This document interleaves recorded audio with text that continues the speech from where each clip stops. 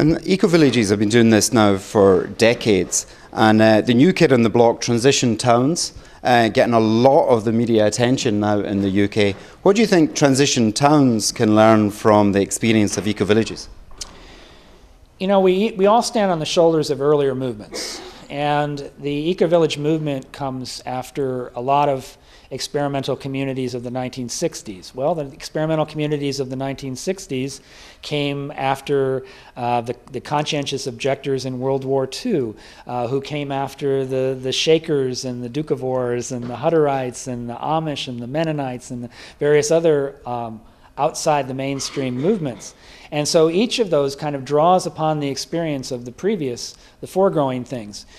We learned in the eco-village movement a lot from the kibbutz movement in Israel. And then it turned around in the kibbutz movement in Israel, which was going through its changes in the 1990s and coming into conflict and saying, you know, we don't know if socialism really holds up in this era, or if we can really stick with that sort of model.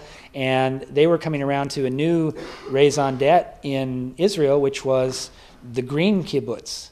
The idea of creating kibbutz as models on how to green desert environments, create viable economies, and also as sources in the peace movement. So you could actually have connections with the Palestinians and the kibbutz.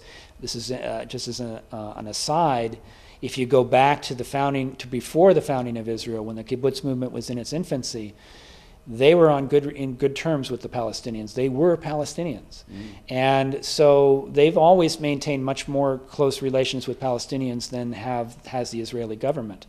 And that's actually an opportunity for peace to be created among, youth to youth or movement to movement. So we all learn from each other, and the eco-village movement now contributes to transition towns in much the same way.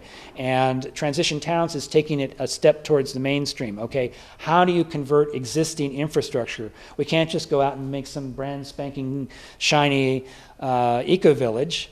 We have to say, how do we take our existing human habitats and convert them, make them more in touch with the natural requirements, and how do we make them more responsible in terms of carbon in the atmosphere? How do we reduce their energy requirements? How do we grow food locally in an existing settlement?